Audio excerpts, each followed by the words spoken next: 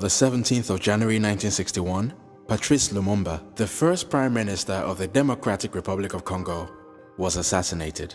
Described as one of the most significant assassinations in modern African history, this heinous crime is widely believed to have been the fruit of two interrelated conspiracies which were led by the US and Belgian governments. To truly appreciate the historical importance of Lumumba's death, it is important to understand three things. 1. The global context in which the assassination took place. 2. Lumumba's status as a revolutionary nationalist leader. And 3. The long-term impact of his death on Congolese politics.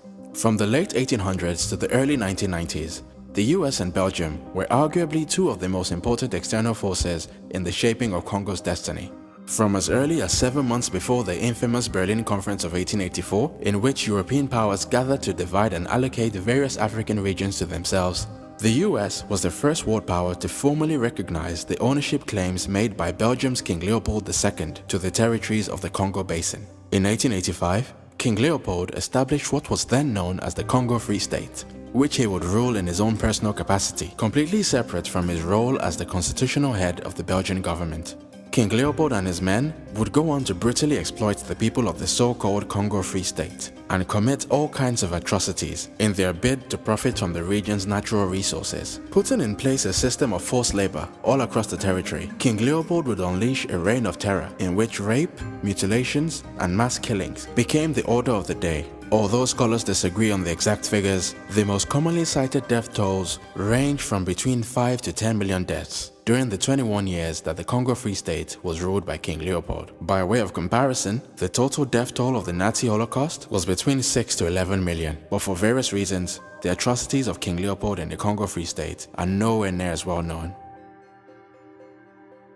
Reacting to the public outcry following the revelations of King Leopold's atrocities in Congo, the US joined other world powers in calling for the Belgian government to seize control of the Congo Free State and turn it into a Belgian colony. Belgium eventually took colonial control of Congo in 1908 and would rule the country until its independence in 1960. During the colonial period, the US acquired a very significant stake in the vast natural wealth of the Congo and is believed to have used uranium sourced from Congolese mines to manufacture the atomic bombs that were dropped in the Japanese cities of Hiroshima and Nagasaki at the end of World War II.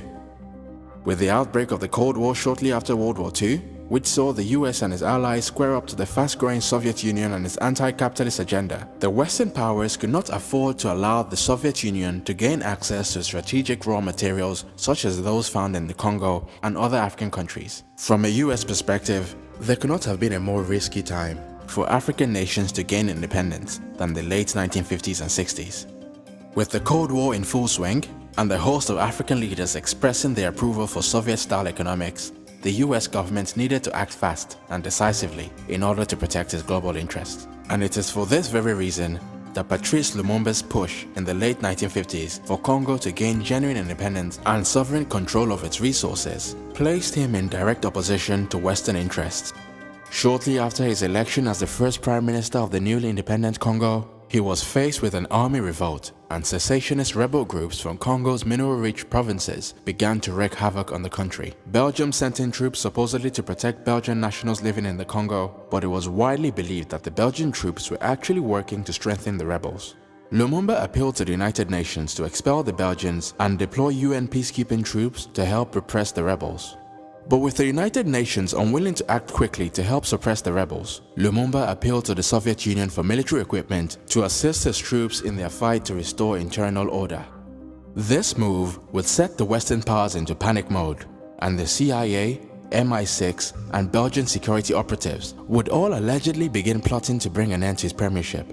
In their bid to get rid of him and all that he stood for, the American and Belgian governments are believed to have conspired to deploy all the tools and resources at their disposal, including the United Nations Secretariat under Dag Hammarskjöld and Ralph Bunche, to buy the support of Lumumba's Congolese rivals.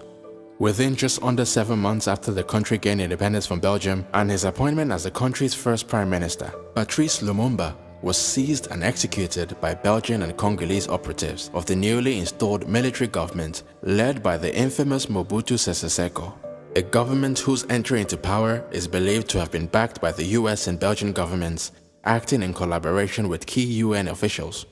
The execution was swift but brutal.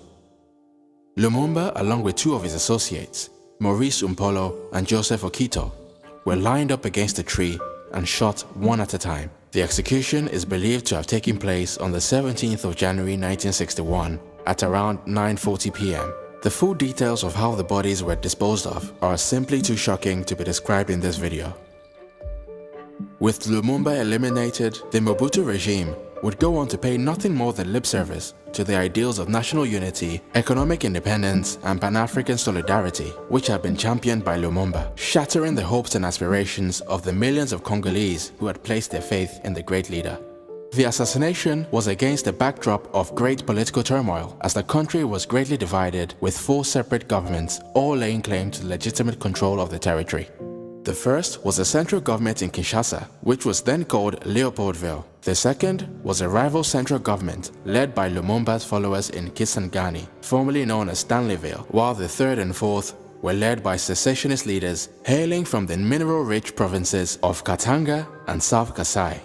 As the physical elimination of Lumumba had removed what Western powers saw as the major threat to their interests in the Congo, they subsequently directed their energies towards restoring and growing the authority of the pro-Western regime in Kinshasa over the entire country, and effectively snuffed out the Lumumba-inspired rival Kisangani government in August 1961. The other 2 rival governments would also subsequently be snuffed out. The South Kasai regime was disbanded in 1962, while the Katanga secessionist group was suppressed in January 1963. With the unrivaled support of his Western allies, the Mobutu regime would go on to rule Congo with an iron fist for over 3 decades, unleashing an almost unrivaled reign of corruption, terror, and financial mismanagement that would plague the country for years to come. Due to his relatively short political career, the full impact of Lumumba's legacy could be rather hard to fully quantify. His death in 1961 was seen as a huge blow to African nationalist movements at the time, but it ultimately fanned the fire amongst other African revolutionaries to continue in their fight against imperialism. Numerous historians have also cited his death as a major contributing factor to the radicalization of the American civil rights movement in the 1960s. And even till today, Patrice Lumumba continues to be revered as a symbolic representation of the Pan-African struggle for liberation, and his ideas have been canonized in a political ideology known as Lumumbism, a complex doctrine which can be best described as a combination of nationalism, Pan-Africanism, and social progressivism. His life may have been brutally cut short, but his spirit certainly lives on. Once again, it's KB Taiwo for New Africa. Please like, share, and subscribe, and until next time.